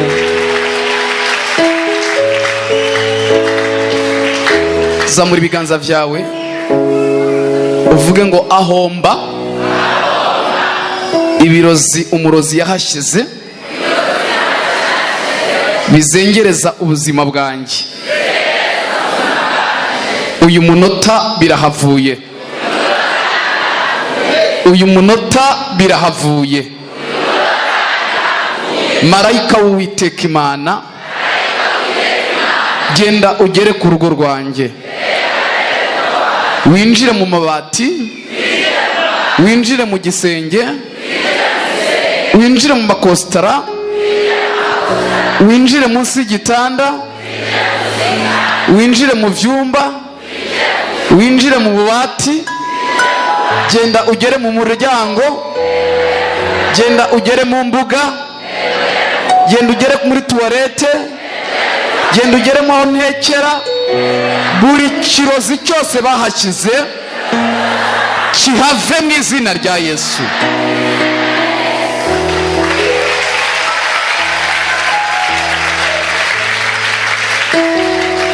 Ku munsi wa kabiri narindi mu Gisaga hariya muri ville. Siku ya pili alikuwa ameingia tao. Narindi kumwe n'umusore umwe arangije ambwira ikintu gikomeye. Alikuwa na kijana akamwambia neno kubwa sana. Yarambwiye ngo iwacu inkuba yigeze gukubita umuntu. Aseme radi imepiga mtu nyumbani kwetu. Maze gukubita umuntu umupfumu ahitaza. Baada ya kumpiga mfumu akaja. Umupfumu amaze kuza twese araduhumanura. Baada ya kufika akatutoa vyote vilivyotua juu yetu. Arambwira ngo ubu ngubu nta nkuba ishobora kunkubita. Akasema kuna nayeweza kunipiga. Kubera ko hari ibyo umupfumu yankoreye. Sababu kuna ile mganga amenifanyia. Arambwira ngo inkuba ikubise ndigerera gutya. Akasema taradi ikipiga mimi ninanyosha tu mikono. Kubera ko je nta kinkuba yantwara. Sababu hakuna kitu radi naweza kunipeleka. Ndamubwira ntizagukubita igukubitire n'umupfumu wabigukoreye. Nikamwambia itakuchapa hata huyo mganga imchapa. Nutizera Imana. Usipoamini Mungu. Abantu bizeye Imana. Walioamini Mungu. Imana ni igibaho urucanco rukomeye. Mungu ndiye anawapa shindano iliyo kubwa. Muzamuri ibiganza byatureho ikintu gikomeye. Inua mikono yenu.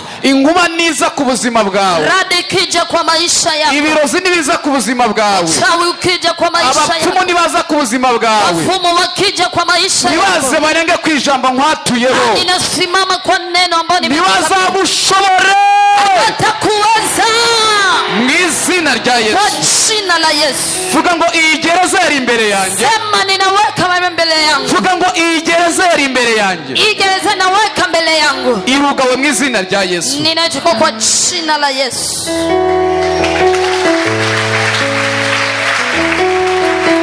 Chaka mikrofoni ya Sanfi.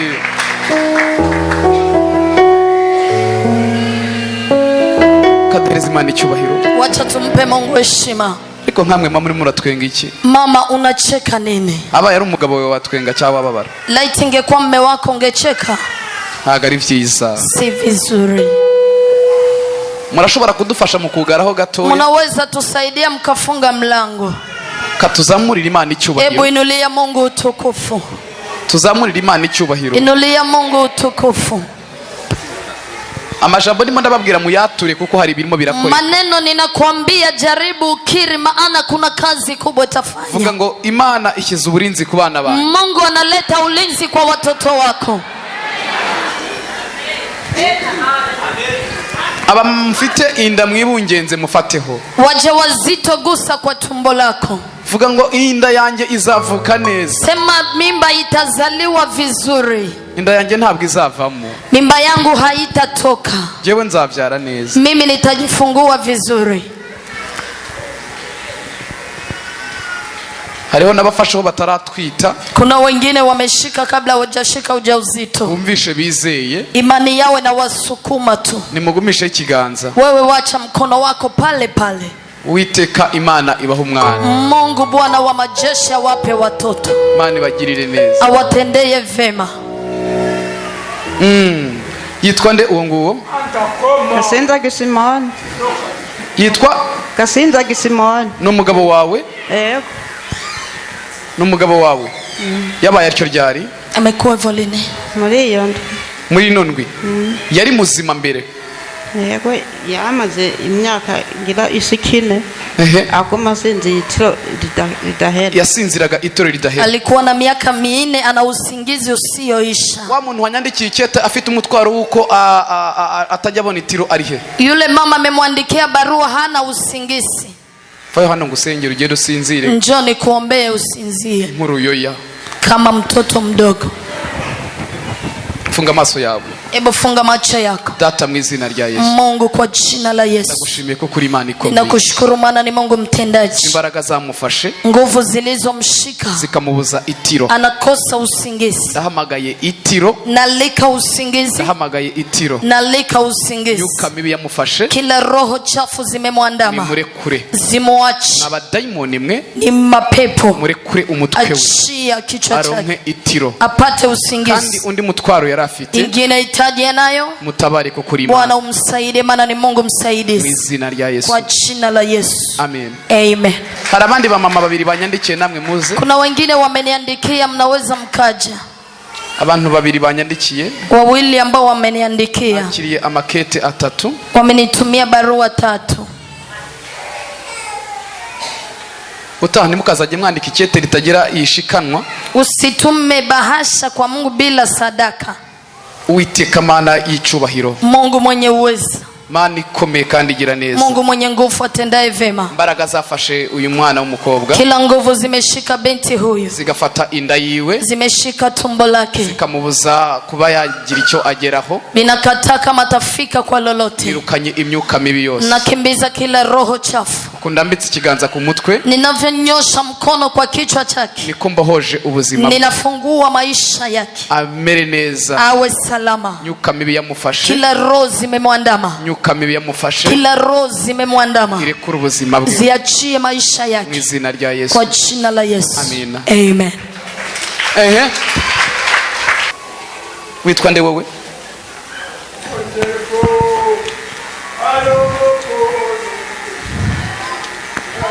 Witwa Kizimana Thierry. Witwa Kizimana Thierry. Wazananye nande? Ninde wakuzanye? Je nizanye. Niwe wizanye? Byagenze bite? Warwaye gute? Je najyamye mwiyondwi heze mu ijoro. Amelala juzi usiku kwa hiyo wiki. Njambyuka nsanga amaguru yose yamugaye. Akamuka kama miguu imeparalyze. Bidakunda ko nambuka. Hawezi akatembea. Ndaje kwa muganga baragereza kumvura biranga. Ameenda hospitali wametibu imeshindikana. Ndiruka hose umiti by'ikirundi biranga. Ameenda hata kwa waganga wa kienyeji. Nibo bashe bandangira yuko noza ngaha bakansengera. Wakamuonesha, wakampa address kwamba anaweza kuja wakamwombea hapa. Abapfumu barananiwe. Base kweli. Ntushobora kugenda bataguteruye. Witwa nde? Unaitwa nani? Ntaze gutupoma. Witwa nde? Jina. Hakizimana Thierry. Anaitwa Thierry. Kwa muganga ntacyo bakubwira urwaye? Barabuze ingwara. Wamekosa magonjwa. Barapimishije hose barabura. None urashaka iki? Kiwe nashaka musengere ndabe ko notambuka. Urashaka gukira? Anataka uponyaji. Arashaka gukira? Anataka kupona. Data ndagushimiye kuri Imana ikomeye. Ninakushukuru maana ni Mungu mwenye nguvu. Avuze ko yagiye mu bapfumu bikanga. Ameenda kwa waganga wa kienyeji wameshindwa. Avuze ko yagiye kwa muganga naho bikanga. Ameenda hospitali wameshindwa. Kandi aje imbere yawe wowe ushoboye. Amekuja mbele zako wewe uwezaye. Niyo mpamvu nkwinginze ngo umugirire neza. Ndio maana nakusi umutendee. Niyo mpamvu nkwinginze ngo imbaraga zawe zimuguse. Nakusi nguvu zako zimuguse. Aya maguru ndagira ngo abe mazima. Iyi miguu iwe mizima sahi. Babuze indwara ariko wowe urashoboye Mana. Wamekosa magonjwa lakini unaweza. Ndagira ngo ukuboko kwawe gukomeye. Mkono wako wenye nguvu. Kore kukubukura aya maguru. Uguse kwa miguu hii. Aya magufa ndayasubiza ubuzima. Imifupa ninaiunga tena kwa uhai. Aya magufa ndayasubiza ubuzima. Imifupa ninaiunga kwa uhai. Mwana w'umusore asubirana ubuzima. Huyu kijana awe na uzima mpya. Imbaraga zawe zikora igitangaza. Nguvu zako zitende muujiza. Bimenyekane kuri Imana ikomeye. Ijulikane kwamba ni Mungu mwenye nguvu. Bimenyekane kuri Imana ishobora byose. Ijulikane kwamba wewe unaweza. Mu izina rya Yesu. Kwa jina la Yesu. Amina. Amen. Haguruka. Simama.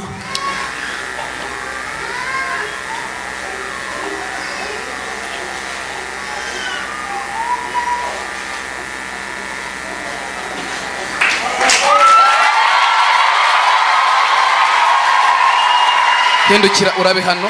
Hebu geuka. Hindukira urabe hangaha. Ca muri kano kayira igendere.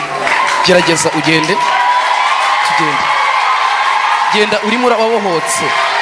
kadukomera Imana amashyi menshi. Ebu makofi mengi kwa Mungu wetu, makofi mengi. Komeza ugende. Makofi na vigele. Komeza ugende.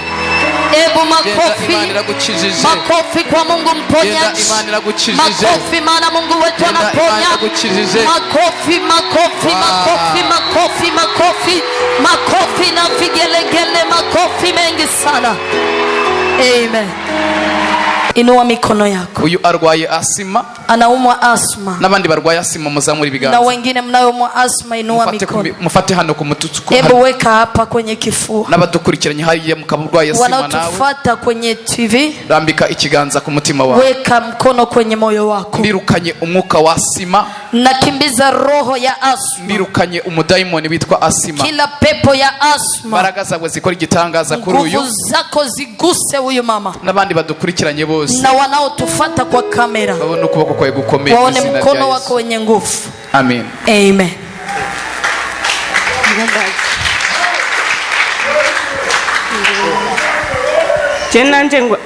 Jeni twaisha umutima ngaho kuzigikomere n'ikivyimba ngaha. Ufite ikivyimba kwibere? Ego ngaha musi n'igikomere ku mutima. Banyandikiye ibinini 100 narabimaze ndasubira muri controle basi. Bakwandikiye ibinini 100 urabimara? Wa birakomeza biranga? Okay. No kuguma ntutumba umubiri wose. Ugumututu nzira mwijoro. Ugumututumba umubiri wose. Ushaka ko Imana igukorera iki? Ushaka ko umusengera nkire. Ushaka gukira? Nataka muwa. Imbere gatoya. Sogembe. Zamura ibiganza vyawe. Kwipfukama. Ebu inuka. Zamura ibiganza vyawe. Inua mikono yako. Data mu izina rya Yesu. Baba katika jina la Yesu. Ndagushimiye kuri Imana ikomeye. Nakushukuru maana ni Mungu mwenye nguvu. Ndagushimiye kuri Imana igira neza. Nakushukuru maana unatenda vema. Ubushobozi bwe burahambaye. Weza wako unatosha. Urashoboye gukiza uyu murwayi. Unaweza tibu uyu mama. Iki kivyimba cyamufashe. Hii kivimbe kimemshika. Genda katika jina la Yesu. Toka kwa jina la Yesu.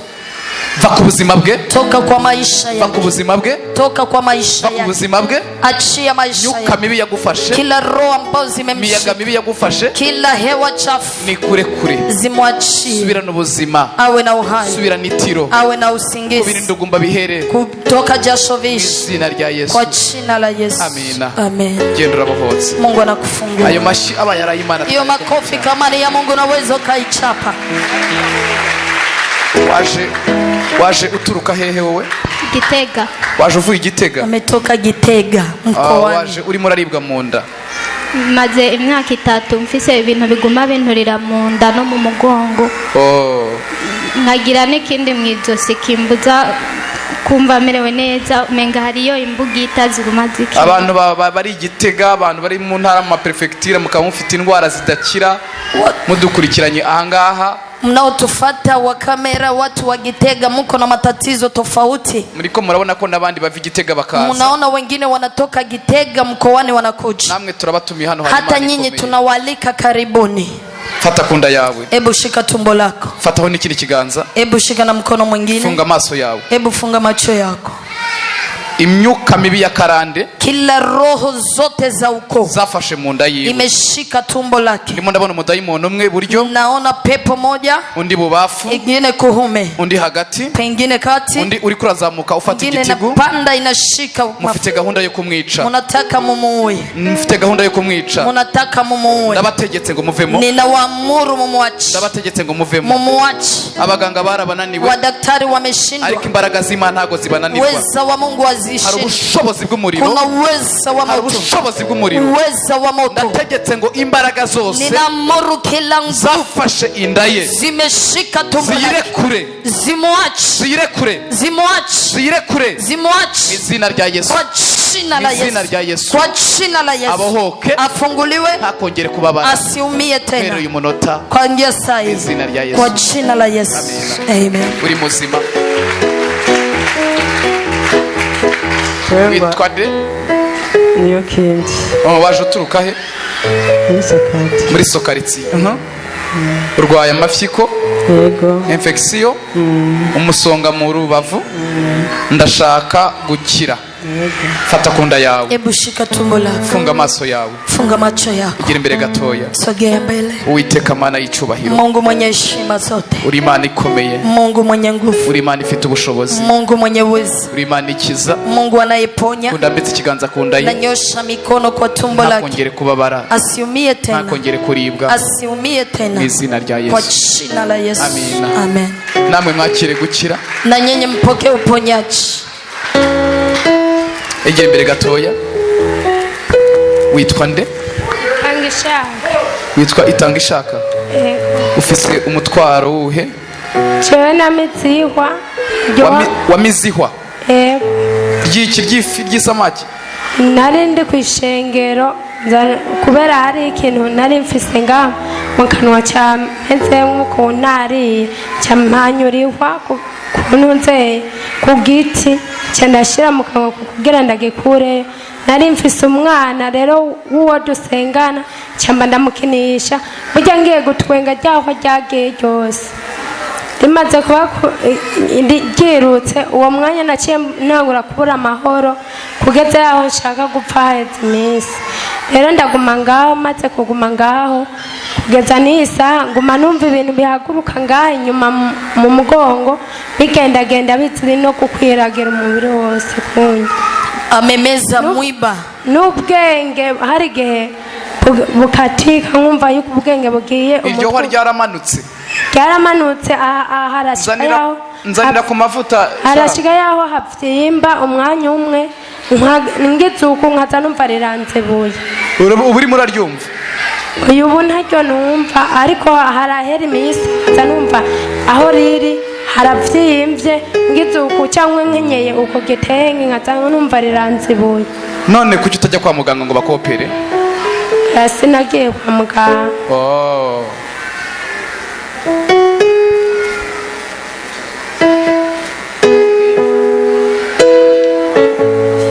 Asama.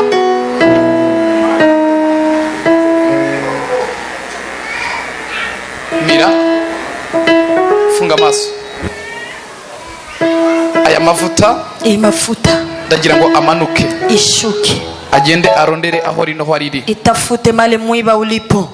Iriho ndimo ndarirondera mu nda ye. Iyi mwiba na itafuta. Aya mavuta agenda urondere ihwa mu nda yiwe. Mafuta yanze tafuta mwiba. Wahwa we ndaguhindura ubusa. Wewe mwiba ninakuharibisha. Wahwa we ntabwo uri ihwa risanzwe. Wewe mwiba hauko wa kawaida. Ufite misiyo yo kumwica ku buzima bwe. Uko na mission kwa maisha yake. Aya mavuta agende arondere irihwa aho riri. Imafute tafute mahali mwiba ulipo. Wahwa we ndagutegetse ushe. Mwiba ninakuamuru. Ndagutegetse ngo ushe. Ninakuamuru uchomeke. Ndagutegetse ngo ushe. Ungue. Utanguye gusha. Unaanza kuungua, utanguye gusha. Unaungua, utanguye gusha. Unaungua, utanguye gusha. Unaungua, utanguye gusha. Unaungua, uri kurasha. Unaungua. Wahwa we urahinduka ubusa. Wewe mwiba unabadilika bure. Urahinduka ubusa. Unabadilishwa bure. Niko murabona wahwa we urahinduka ubusa. Unabadilika upuzi. Irihwa rirasha. Hii mwiba itachomeka. Irihwa rirasha. Mwiba itaungua. Misio wahwa we mu nda yiyu mubyeyi. Mission umepewa kwa tumbo lake. Urahinduka ubusa. Itarudi kuwa bure. Ndaguturira. Ninakuchoma. Ndaguturira. Nakuchoma. Ndaguturira.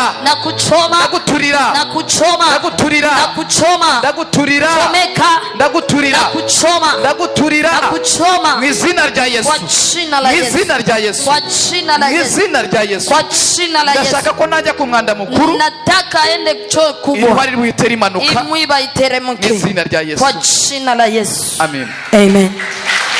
Komera mikrofone. Wumvishe bigenze bite? Samari.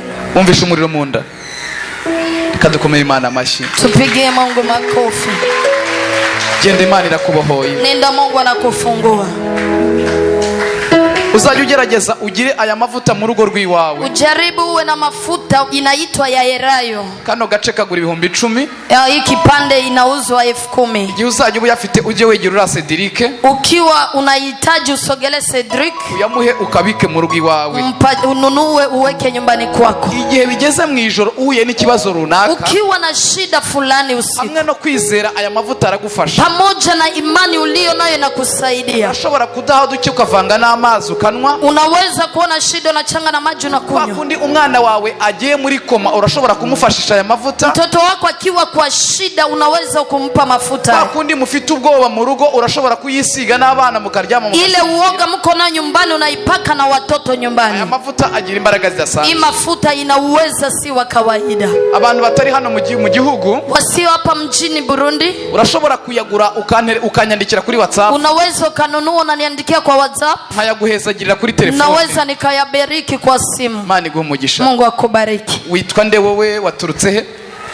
Jeni kwa Munezero Berize. Amba mvuki mu Bimbi, nkabamba mu Cyarama. Ufise umutwaro wuhe? Jena nagwaye umutima. Kwa muganga rero bambwira ko ari ukubaga. None urashaka iki? Ndashaka gukira. Ngwino nkubagegeye, ngwino ukorere operation. Zamura ibiganza vyawe. Zamura ibiganza vyawe. Oh. Igire inyuma hagatoyo. Bakubwiye? Ngo n'igitima ntajya mu bihe ngo biva ku mutima. Biva ku mutima. Haendi kwa siku zake. Abantu bafite indwara y'umutima mufate ku mutima wanyu. Watu ambao wanaumwa moyo naweza shika moyo wako. Funga maso yawe zamura ibiganza vyawe. Inua mikono. Mumpere mikrofone. Mpe mikrofone. Izi sandago bazi gusandaje hehe? Izi chanjo umechanjwa wapi? Banjanye ku mupfumu. Umupfumu aragusandaga. Wamempeleka kwa mganga wa hanyuma nabwo biranga. Mambo yamekata. Umuntu bajyanye ku mupfumu bikanga.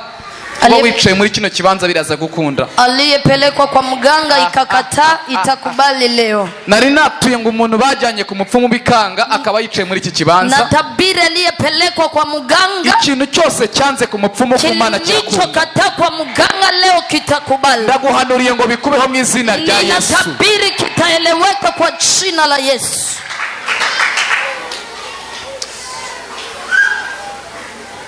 Ndabizi neza ko umupfumu nta mafaranga yaguhaye. Najua vizuri mfumo hakupa pesa. Ariko Imana igiye kuyaguha. Lakini Mungu anaenda kupa pesa. Umupfumu ntacyo yakumariye. Mfumo hakusaidia kitu. Ariko Imana igiye kukikumariye. Lakini Mungu anaenda kufanyia kazi. Izina ya Yesu. Kwa jina la Yesu.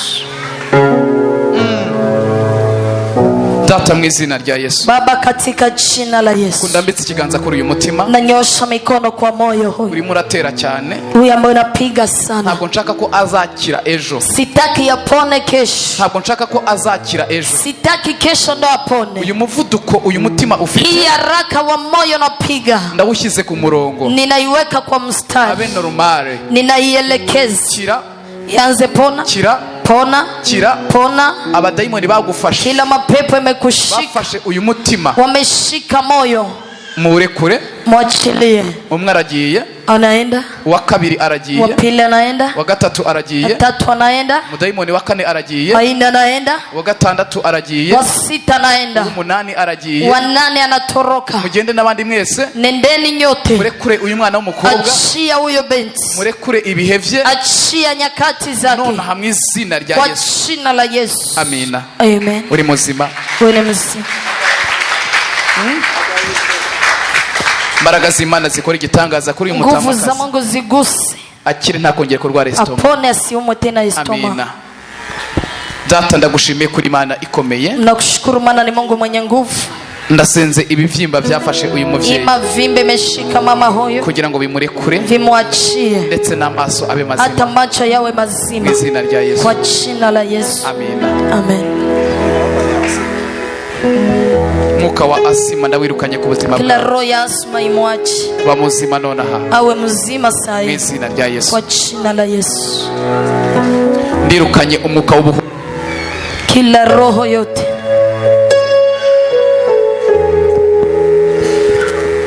Mbaraga z'Imana zikora igitangaza ku buzima bwe abohoke akire ntakongere kubabara mu izina rya Yesu.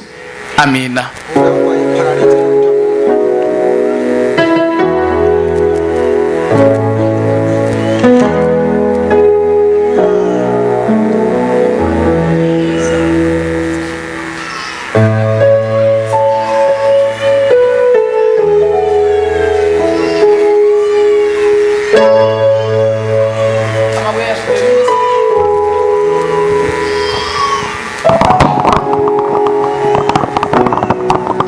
mufata abana banyu gutya. Hebu shika mtoto wako hivi.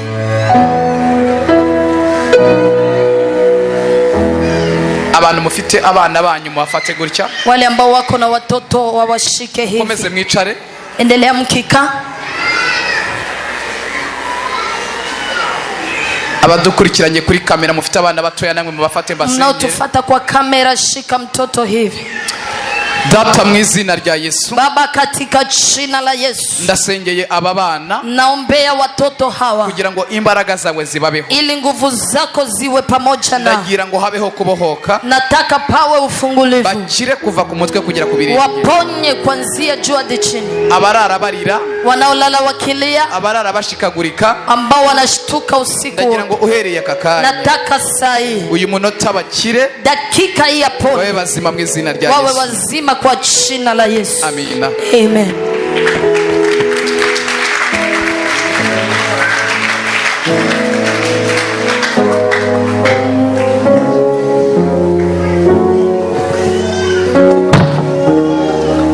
Dukomere Imana amashyi. Hebu pigia Mungu mikono.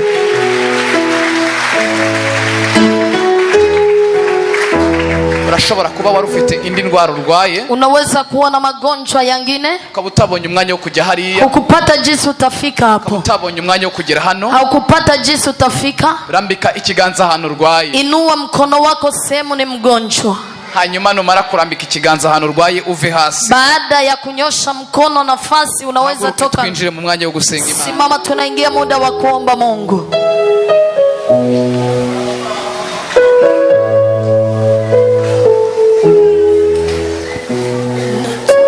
Ndacyarindiriye abantu kugira ngo bave hasi. Ninasubiri wengine watoke chini.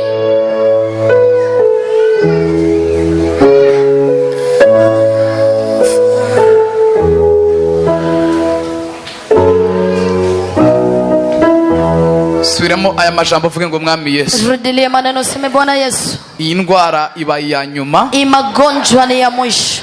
Uyu ni umunsi wa nyuma kugira ngo indekure. Ili siku ya mwisho ili wembali. Uyu ni umwanya wa nyuma kugira ngo indekure. Ni muda wangu ili niachilie. Wa ndwara wendekura. Magonjwa niachie.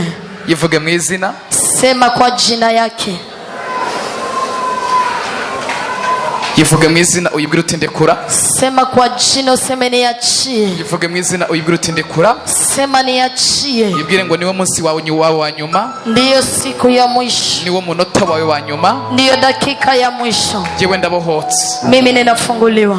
Data ndagushimiye kuri Imana ikomeye. Ninakushukuru maana ni Mungu mwenye nguvu. Ndirukanye uyu mwuka w'uburwayi. Nakimbiza kila roho ya magonjwa. Reka uyu muntu abe muzima. Acha uyu mtu awe muzima. Uyu urwaye umutwe. Uyu mgonjwa wa kichwa. Uyu urwaye mu izosi. Ambaye anaumwa shingo. Uyu urwaye amaso. Anayeumwa macho. Uyu urwaye umusonga. Anayeumwa kichome. Uyu urwaye asima. Anayeumwa asma. Uyu urwaye kanseri. Anayeumwa kansa. Uyu urwaye amaguru. Anayeumwa miguu. Urwaye umugongo. Anayeumwa mgongo. Uyu urwaye mu nda. Ambaye anaumwa tumbo. Urwaye mu gitereko. Anayeumwa kwa kizazi. Uyu urwaye infection. Anayeumwa infection. Uyu urwaye sida. Anayeumwa ukimwi. Uyu urwaye amaguru. Anayeumwa miguu. Bagira ngo uyu munota. Nataka saye. Abe muzima. Awe muzima. Abohoke. Afunguliwe. Kuva ku mutwe. Kuanzia kwa kichwa. Ku birenge. Hadi kwa miguu yake. Nabahoje ubuzima bwe. Nafungulisha maisha yake. Izina rya Yesu Kristo. Kwa jina la Yesu Kristo. Yakagira indwara yongera kubaho. Asiwe na magonjwa kama Akire mu izina rya Yesu. Apone kwa jina la Yesu. Amina, amina. Amen.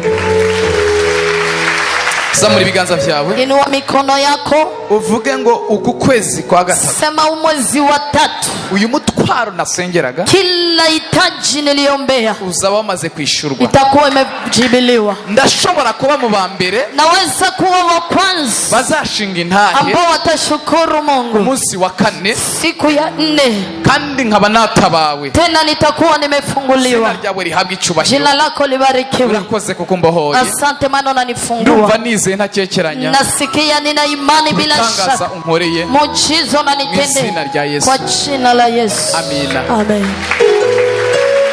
Zamura amazi wazanye. Inua maji umeleta. data mu izina rya Yesu. Baba, katika jina la Yesu. Mana ikomeye kandi Mana igira neza. Mungu anayeweza, mwenye nguvu. Ndahezagiye aya mazi. Nabariki maji haya. Reka imbaraga zawe ziyabemo. Nguvu zako zionekane. Ubushobozi bwewe muri aya mazi. Weza wako uwe kwa maji. Bari buze kuza kuyanwa. Atakayatumia agende akoropa indwara zose ziri mu mubiri yawe. Iponye magonjwa yote. N'abayafite batari muri iki kibanza. Mwenye iko nayo haiko mali hapa. Nayo ndayahezagiye. Naye pia umbariki. Reka imbaraga zawe zikora ibikomeye. Nguvu zako zitende muujiza. Habeho gukira.